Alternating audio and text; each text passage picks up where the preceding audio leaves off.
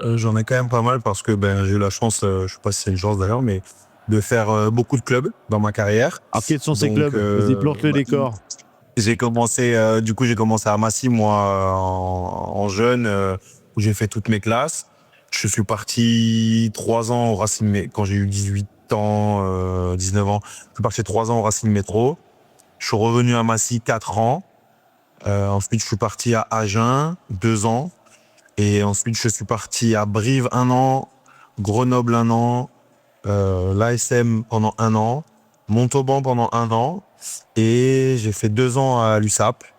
Et j'ai terminé sur 6 mois dans le club où j'ai commencé à Massy, du coup, avant de raccrocher les crampons. Dans tous ces matchs, allez, un souvenir marquant, que ce soit à Grenoble, à l'USAP ou à l'ASM ou à Brive. C'est quoi qui t'a marqué le plus? En vrai, j'en ai deux, trois en tête là.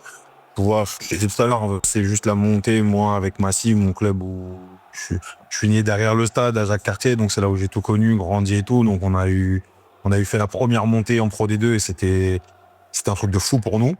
Donc c'est vraiment un souvenir Incroyable. qui est incroyable pour moi, ouais, c'est quelque chose de fort.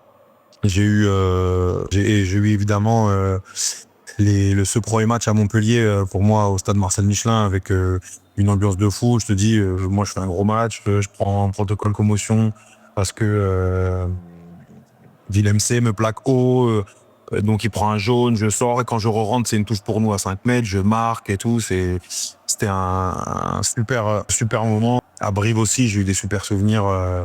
Mais voilà, j'ai eu pareil, on gagne le match contre Toulon à la dernière seconde, le stade explose, c'était exceptionnel. Et puis à Perpignan, c'était évidemment les ambiances, quoi, les ambiances d'avant-match. C'est vrai tout le monde parle de la Furia catalane, tout ça, et c'est vrai que ça ment pas. J'ai connu ça, et les avant-matchs, quand tu passes dans l'allée un peu à la grande époque de Toulon, c'est vrai que ça file des frissons, et même pendant le... Donc, ouais. Donc j'en ai quelques-uns qui sont assez sympas, et puis c'est la Coupe du Monde, évidemment. Je te ferai plaisir, je te dirai à Geoffroy Guichard. Ah oui, oui. Et très beau souvenir. Bon, t'en as un joli à Toulouse aussi. Très beau souvenir. Ouais, t'en as un joli à Toulouse. Oui, bon, oui, à Toulouse, c'est vrai évidemment. que je vous laisse en fin d'interview, vous aurez la petite vignette où vous pourrez cliquer sur l'interview que nous avions fait ensemble sur tous les souvenirs de Coupe du Monde. Mais bien évidemment, le Chaudron reste dans toutes les Coupes du Monde, que ce soit de football ou de rugby, ça reste un stade magique avec des ambiances de dingue. Mais à Toulouse, vous avez quand même vécu aussi un très bon moment avec la sélection du Portugal. Tu gardes les contacts avec la sélection ? Tu parles d'entraîneur, Oui, tu parles de coaching. Est-ce qu'un jour, tu te dis pas d'aller aussi donner un coup de main pour la sélection portugaise ?